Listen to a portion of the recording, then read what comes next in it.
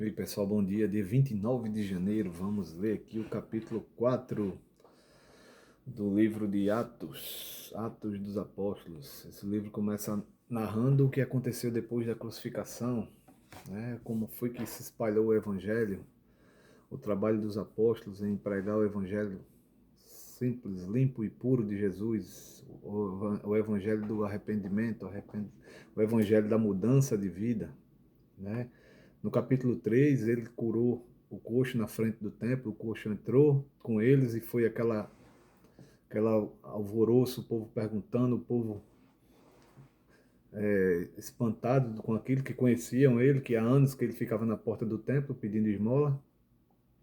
E aconteceu que Pedro aproveitou e começou a pregar o arrependimento, falando de Jesus, que eles crucificaram Jesus, que Jesus que era o Filho de Deus, que Jesus era aquele que Davi falava, que o meu Senhor sentou-se ao lado do meu Senhor, e eles creram, se arrependeram, se entristeceram, e aqui vai falar que foram quase 5.000 pessoas, então já 3.000 no dia do Pentecostes, depois mais 5.000, e assim começou a se espalhar. E como sempre, os religiosos não gostaram, né? Igual acontecia com Jesus, começou a acontecer agora com os apóstolos. Vamos ver aqui no capítulo 4.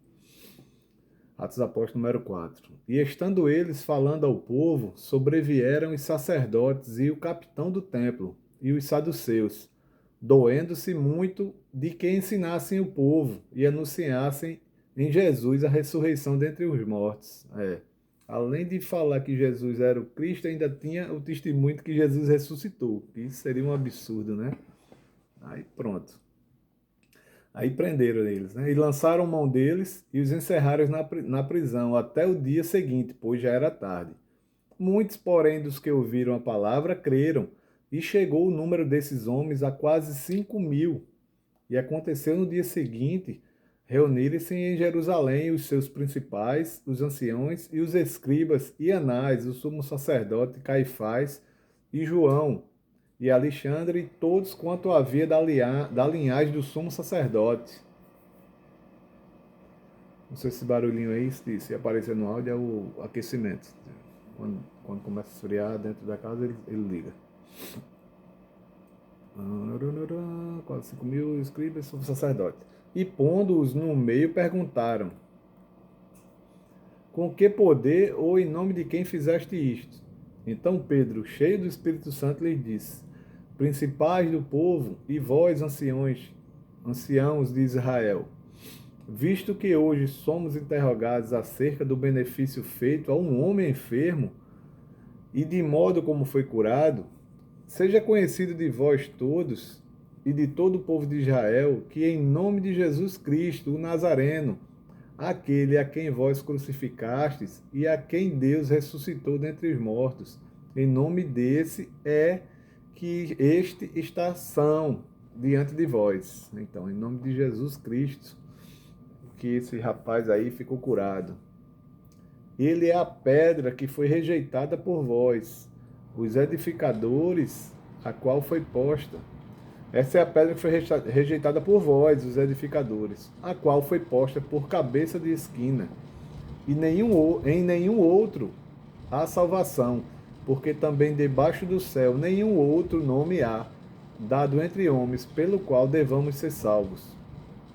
Então eles, vendo a ousadia de Pedro e João, e informados de que eram homens sem letras e indoutos, maravilharam-se e reconheceram que eles haviam estado com Jesus. Ou seja, eles reconheceram que eles eram homens brutos da época do campo, realmente eles eram, né? Eles eram trabalhadores braçais, eles eram pescadores, trabalhavam com isso, não eram letrados nem doutores para estar falando com tanta convicção, com tanta veemência. Então eles creram que realmente eles estiveram com Jesus. E vendo estar com eles o homem que fora curado, nada tinham que dizer em contrário. Todavia, mandando-os sair fora do conselho, conferenciaram entre si, dizendo: o que havemos de fazer a estes homens? Porque a todos os que habitam em Jerusalém é manifesto que por eles foi feito um sinal notório, e não o podemos negar. Mas para que não se divulgue mais entre o povo, ameacemo-nos para que não fale mais esse nome a homem algum. E chamando-os disseram-lhes que absolutamente não falassem nem ensinassem no nome de Jesus. Respondendo, porém, Pedro e João lhes disseram: Julgai vós se é justo diante de Deus ouvir-vos ante a vós do que a Deus, porque não podemos deixar de falar do que temos visto e ouvido.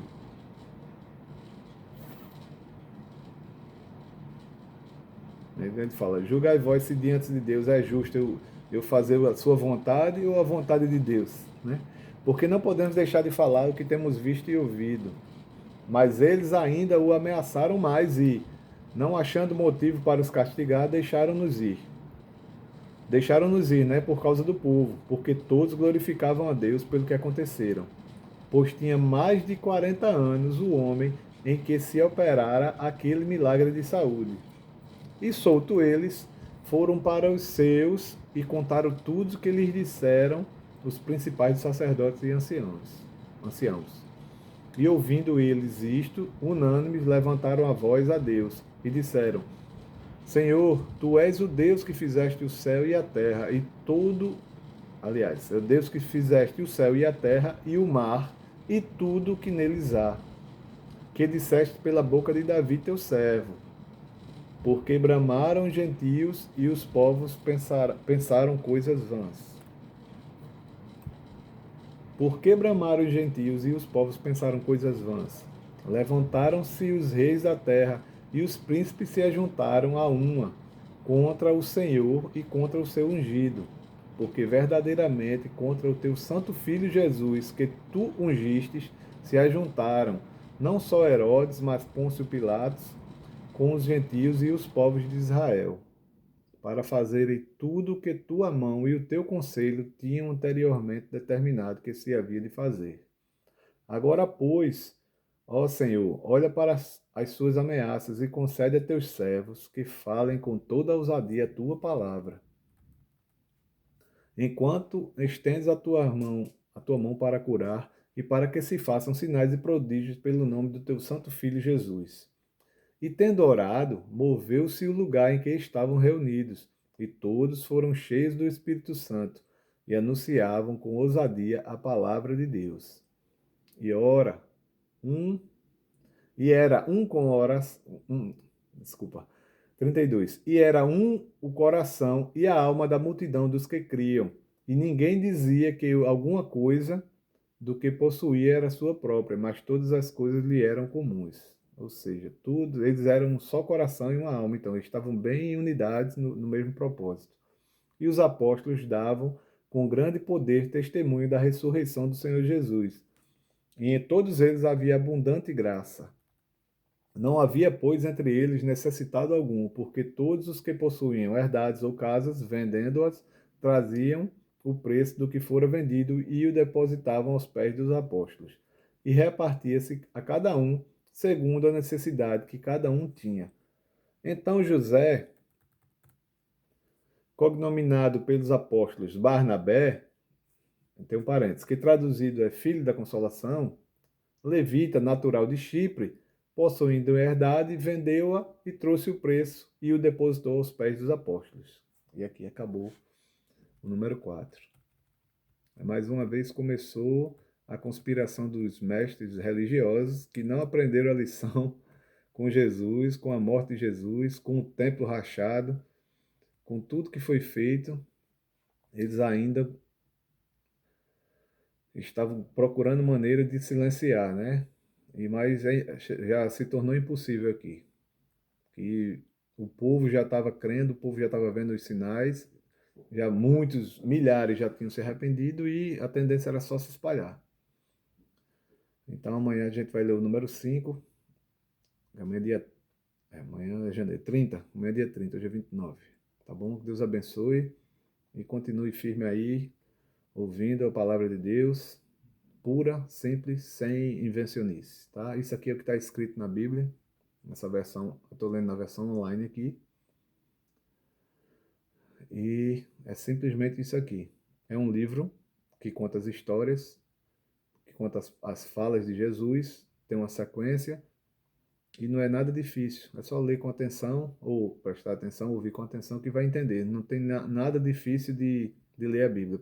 Para quem tem travas de ler a Bíblia, que diz, não entendo nada. Não, é só ler com atenção, porque tem passagens que o autor está descrevendo, tem passagens que ele cita palavras de algum profeta da antiguidade e cita palavras de alguma pessoa da situação. Então, por isso que os textos, tem hora que está mudando. Ele está falando, está contando a história, e no meio da história ele cita palavras de outras pessoas, cita alguns salmos também. Aí se fica lendo fora de pedaços, aí às vezes fica meio confuso realmente. Mas quando você pega um capítulo inteiro e lê uma sequência, você entende que é uma história que está sendo contada, né? Uma narrativa, tem um escritor narrando e palavras de outras pessoas que ele cita no texto, tá bom? Deus abençoe, tenha um excelente dia, fiquem todos com Deus.